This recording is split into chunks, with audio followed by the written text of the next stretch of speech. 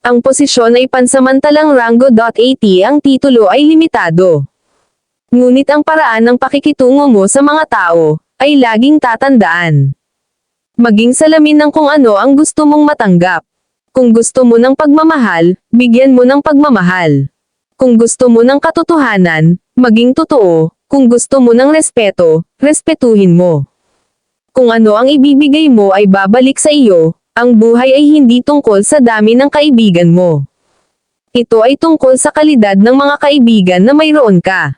Huwag kang mainggit sa malalaki ang bahay, mayaman at puno ng material na bagay, at hilingin mo na nagkaroon ka ng ganon.